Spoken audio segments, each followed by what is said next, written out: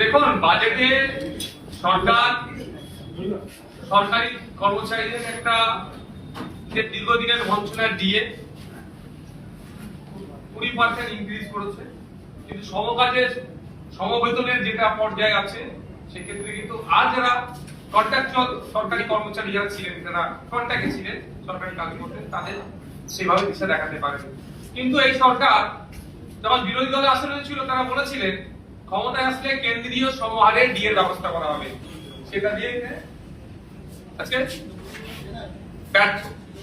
শুধু তাই নয়, সিভিক ভলেন্টিয়ার থেকে শুরু করে আশাকর্মী যারা আছে তাদের কিছু হয়তো সাম্মানিক বাড়ালেও আমরা যদি আশাকর্মীদের ভিন্ন রাজ্যে দেখি, তাদের ক্ষেত্রে যে যারা যে সাম্মানিক পায়, আমাদের রাজ্যে সেই অর্থ পায় না। এবং সিভিক ভলেন্টিয়াররা কোন অংশে একটা কনস্টেবলের থেকে কম কাজ করে না, তাদের যে সাম্মানিক বাড়ানো হচ্ছে সেটা আমাদের কাছে কম হচ্ছে।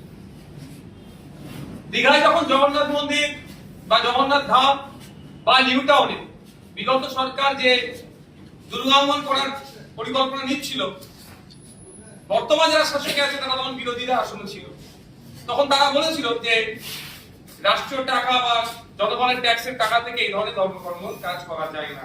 আর আমরা দেখছি এই বাজেটে বিভিন্ন ধর্মস্থানে সংস্কার থেকে শুরু করে বিভিন্ন প্রজেক্ট হচ্ছে, ঘুরে ফিরে সেই মানে জাস্ট মানুষই এক তো শুধু ড্রেসটা চেঞ্জ করার জন্য দেখতে পাচ্ছি। যে বিষয়টা লক্ষ্য রাখছি, অনেক প্রতিশ্রুতি দিয়েছে এখানে, ব্লু ইকোনমির কথা বলেছে, সুনীল অর্থনীতির কথা বলেছে, অর্থশাস্ত্রের কথা বলেছে, কিন্তু বাস্তবিক অর্থে এটা কতটা রূপ পাবে সেটা এখন দ্বিধাদ্বন্দ্বের মধ্যে আছে। কারণ আমরা দেখেছি অলরেডি সমতলে যেভাবে দু একটা শিল্পপতি গোষ্ঠী কন্ট্রোল করছে, এই ব্লু অর্থনীতির কথা চাপিয়ে সুনীল অর্থনীতির কথা বলে এবারে কি জলটাকেও দখল নেবে, সেই দুটো একটা কোম্পানিকে বরাদ দিয়ে সবটাই কন্ট্রোল নেবে না। আর ম্যাক্সিমাম জায়গা দেখলাম পিপিপি মডেলের কথা বলা হচ্ছে, শুনতে খুবই ভালো লাগে, পাবলিকের উপরে পাবলিক এখানে ইনভলভ হচ্ছে, কিন্তু এখানে সেই ধরনের পলিসি আমি দেখতে পাই না, যেটা আমাদের পাড়ার যিনি মাসে ৬,০০০ টাকা ইনকাম করতে তার অনেকটা কষ্টকর হয়ে ওঠে, সেও এই সরকারি পিপিপি মডেলের সে অংশগ্রহণ করতে পারুক, এ ধরনের মডেল নাই। পিপিপি বললেও সেই নির্দিষ্ট কয়েকটা শিল্পপতি গোষ্ঠীদের জন্য হয়তো মানে কথা হচ্ছে, অনেক এখানে প্রতিশ্রুতি হচ্ছে। সর্বোপরি যেটা আমি আগে থেকে উপলব্ধি করেছিলাম সারা দেশের পরিস্থিতি দেখে, সংখ্যালঘুদের ক্ষেত্রে যে বরাদ্দ ছিল সেটাকে কাট করা হচ্ছে, প্রায় ৩,০০০ কোটি টাকা কাট করা হচ্ছে। এখন দেখার বিষয়, যেটা বরাদ্দ হয়েছে প্রথমত বলি সেটা ১০০% কাজ করে কি করে না। দ্বিতীয় কথা হচ্ছে, সংখ্যালঘুদের ক্ষেত্রে বা মাইনরিটি ডিপার্টমেন্টে শুধু মুসলিমদের জন্য নয়, আরো যে সংখ্যালঘু সম্প্রদায়ের মানুষজন আছে তাদের সাথেও কিন্তু এই বঞ্চনা করা হচ্ছে। এদিকে এদের সরকারের স্লোগান সবকা সাথ সবকা বিকাশ বললেও ভারতবর্ষের সংখ্যালঘু সম্প্রদায়কে ক্রমশ কোণঠাসা করা হচ্ছে, এটা তার জ্বলন্ত একটা প্রমাণ দিলেন। আগামী দিনে নিশ্চিতভাবে বাজেটের উপরে যখন বিস্তারিত বলার সুযোগ দেওয়া হবে, আপনাদের তো লাইভেরও সুযোগ আছে, সে বিষয়ে তখন চর্চা করব। তবে এতটুকু কথা বলবো,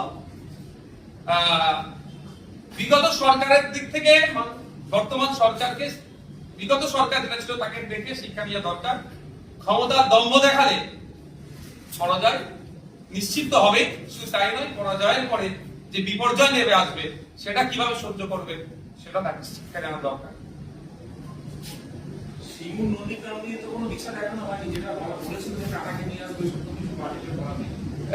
গভর্নর স্পিচের উপরে নন্দীগ্রামকে নিয়ে চর্চা হয়েছে, সিঙ্গুরকে নিয়ে চর্চা হয়েছে, নন্দীগ্রামের জন্য শুধুমাত্র একটা ব্রিজের নির্মাণের কথা উল্লেখ আছে।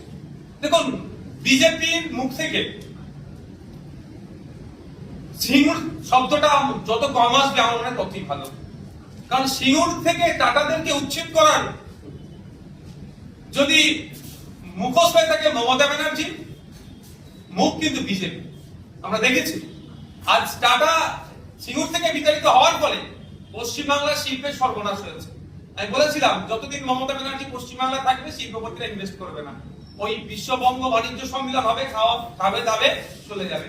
এখনো পর্যন্ত সিঙ্গুরকে নিয়ে সে দিশা দেখাতে পারেনি। আর সর্বোপরি কোন মুখে দিশা দেখাবে? যারাই টাটাকে তাড়িয়েছে তারা কিভাবে এটা দিশা দেখাতে পারে? এট এ গ্লান্স আপনার বাজেটটা কি মনে হচ্ছে? প্রথম দফায় দেখে গোপা হয়তো পড়াশোনা হয়, কিন্তু দেখে এট এ গ্লান্স আপনার কি মনে হচ্ছে? কিছু চমক আছে। আর যে ব্যর্থতা এই বাজেটের মধ্যে আছে, ব্যর্থতা ঢাকা দেওয়ার একটাই জায়গা, সংখ্যালঘুদের ফান্ড কেটে দেওয়া হয়েছে, মুসলিমদের ফান্ড হিসাবে।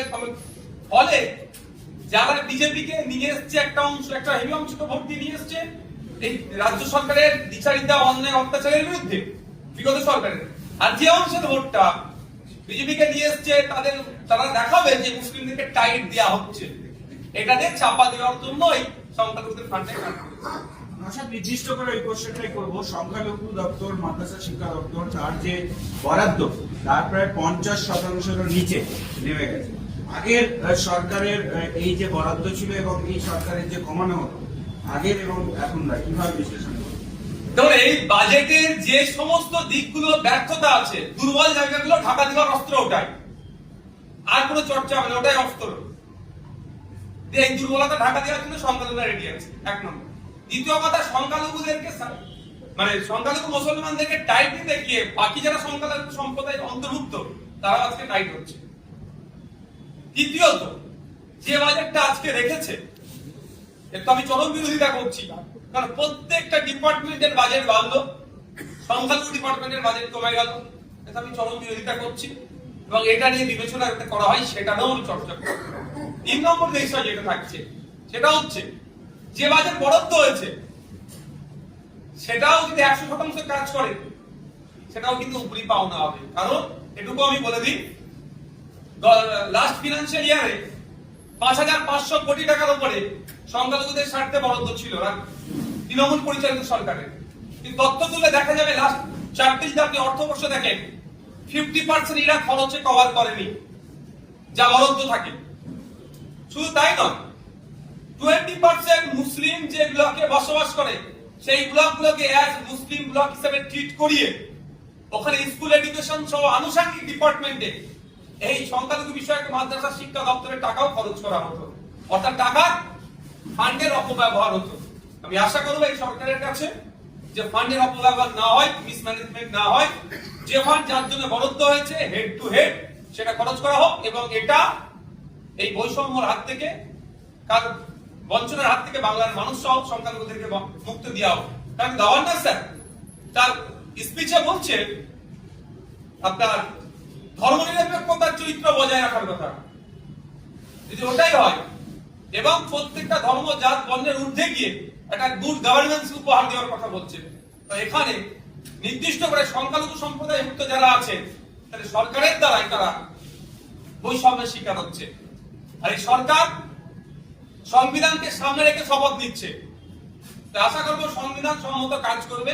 সংবিধান যে রাইটস গুলো দিয়েছে একজন সাধারণ নাগরিকের উপরে, একজন সংখ্যালঘুর উপরে, একজন এসটি এসসির উপরে, সেটা যাতে যথাযথ ফুলফিল হয় সেটা নজর রাখবে। বিজেপি বহুবার পরিযায়ী শ্রমিক নিয়ে অনেক সমালোচনা করছে আগের সরকারে, এই বাজেটে কি পরিযায়ী শ্রমিকদের নিয়ে কোনো দিশা দেখানো হয়েছে? এখানে নতুন কলকারখানা তৈরি হবে, কর্মসংস্থান তৈরি হবে পরিযায়ী শ্রমিকদেরকে সাথে খাদ্যাতে ওরা এখানে কাজ করবে, কিন্তু এখনই তো এটা সম্ভব নয়। আজকে বললি কালকে একটা এখানে কোম্পানি আসবে, শিল্পপতি গোষ্ঠী আসবে, ইনভেস্ট করলো, কালকে সেটা হয়ে যায় না, সময় লাগে। এই মুহূর্তে পরিযায়ী যারা আছেন তাদের বিভিন্ন ভাবে ভিন রাজ্যে যারা আছে তাদের প্রোটেকশন দেওয়ার ব্যাপারে কোনো শব্দ খরচা করলেন না। কিন্তু inter state migrant labour act আছে 1979, এক্সাক্ট সালটা মনে পড়ছে না, inter state migrant workman labour act আছে। সেই অনুযায়ী যে আমার রাজ্য থেকে একজন শ্রমিক ভিন্ন রাজ্যে যাচ্ছে তার সমস্ত রকমের নিরাপত্তা থেকে শুরু করে চুক্তি যেটা সেটা যাতে ফুলফিল করে, ভিন রাজ্যের সাথে কেমন যোগাযোগ থাকবে, ভিন রাজ্য থেকে আমাদের রাজ্যে যদি কেউ কাজ করতে আসে তার ক্ষেত্রে আমরা সেই সিকিউরিটি দেবো, নিরাপত্তা দেবো, সে নিয়ে কিন্তু কোনো চর্চা হলো না।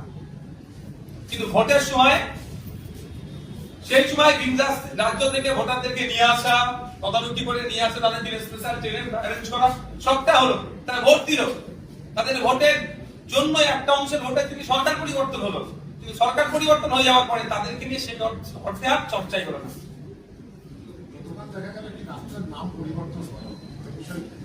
দেখো, যারা ডাস্টবিনের ইতিহাস আঁকড়ে বাঁচতে চাইছে তাদের কাছ থেকে এর থেকে বেশি কিছু আর পাওয়া যায় না।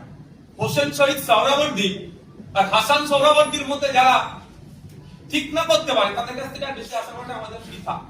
ঠিক যেভাবে ওই 1 লাখের ফ্রিজের মধ্যে নাকি গোমাংস ছিল, পরে টেস্ট করে দেখেছে ল্যাবরেটরিতে ওটা গোমাংস নয়, কিন্তু তাকে তো খুন করে দিল।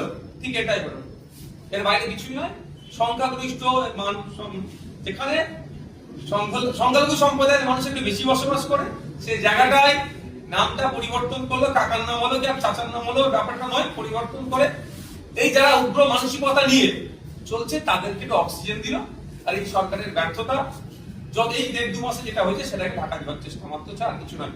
আমরা আশা করবো, আমরা চিফ মিনিস্টারকে চিঠি করবো যে অবিলম্বে যে হাসান সোহরাওয়ার্দীর যে অবদান, সে অবদানকে স্বীকৃতি দিয়ে তার নামটা পুনরায় আবার সেখানে ফিরিয়ে আনা উচিত।